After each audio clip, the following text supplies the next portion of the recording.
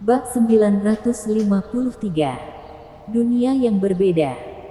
Jiwa dewa milik Louis Lu bisa mengalami perubahan sifat dalam waktu yang singkat. Bahkan Girgigu saja bisa menebak. Dia memiliki senjata sihir pemurni jiwa di tubuhnya. Maka Dewi Hailey tentu saja tahu. Jadi tadi dia berkata, selama Louis Lu bisa terus hidup, maka dia memiliki presentasi yang besar menjadi penguasa di dunia spiritual. Di bawah roh dewa, dia dapat membunuh semuanya. Hal ini bukan candaan. Namun, mata Louis Lu menyusut. Kemudian dia merasa sedikit kesal.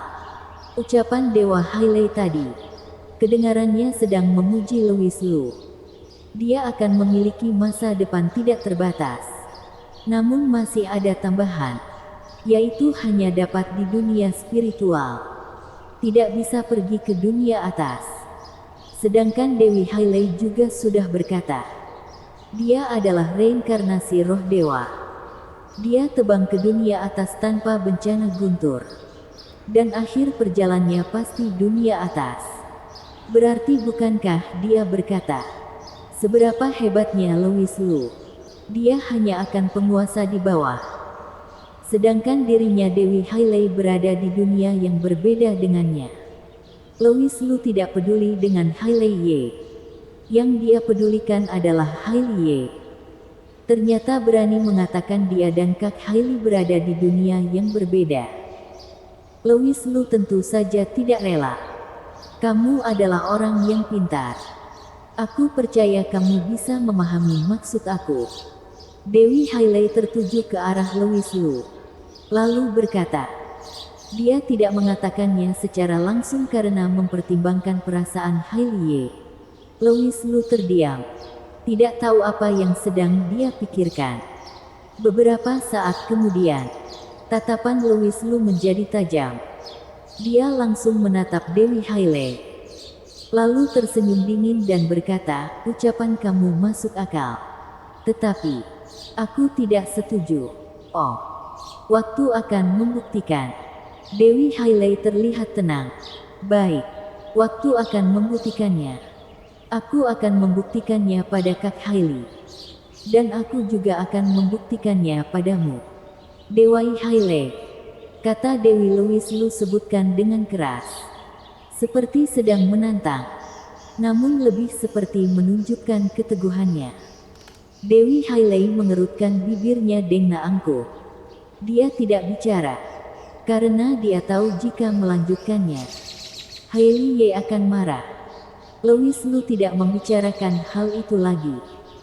Dia berkata, kamu meminta aku mengunci sedikit energi Gorowu.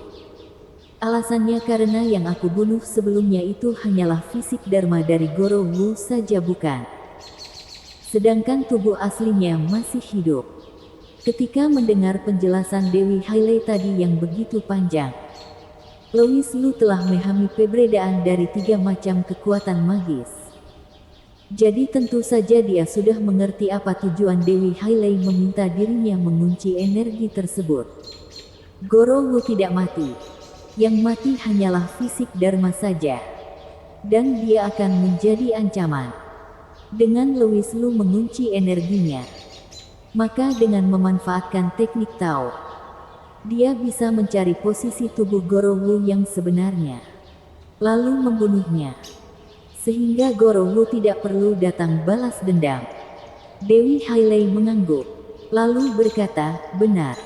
Sesuai pengamatanku, Gorowu seharusnya hanya memiliki satu fisik dharma. Dan sekarang sudah kamu musnahkan. Jadi seharusnya sekarang tubuh aslinya juga terkena dampak. Dan dia membutuhkan waktu untuk pulih sehingga siap membentuk fisik dharma lagi untuk balas dendam. Yang aku khawatirkan bukan kamu. Jika kamu bisa membunuhnya 1 kali, maka kamu juga bisa membunuhnya 2 kali. Yang aku khawatirkan adalah kakakmu yang lain. Jika Gorowu datang, mereka pasti tidak akan bisa menghadapainya. Jadi lebih baik kamu pergi mencari Gorowu dan atasi ancaman tersebut. Aku tahu harus bagaimana. Louis Lu terlihat setuju. Selanjutnya dia dengan aneh menatap Dewi Hailey. Kenapa hari ini kamu terlihat sangat sabar? Hari ini seharusnya hari di mana Dewi Hailey bicara paling banyak. Sebelumnya, dia sangat dingin. Dan juga acuh tak acuh pada Louis Lu. Namun hari ini ternyata dia begitu sabar. Tidak hanya membantu Louis Lu memecahkan rasa bingungnya, namun juga berinisiatif membimbingnya untuk menghadapi Goro Wu. Perbedaan seperti ini membuat Louis Lu merasa aneh. Dewi Hailey melirik Louis Lu, lalu berkata, biarkanlah Hailey Ye yang bicara padamu.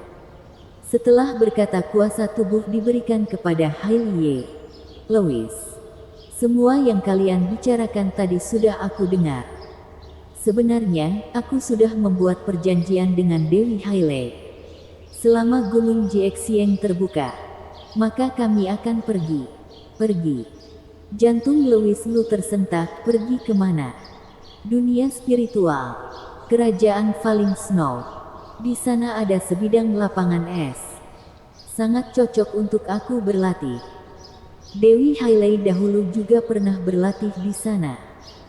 Hailey Ye memikirkan kembali ucapan yang Dewi Hailey katakan padanya.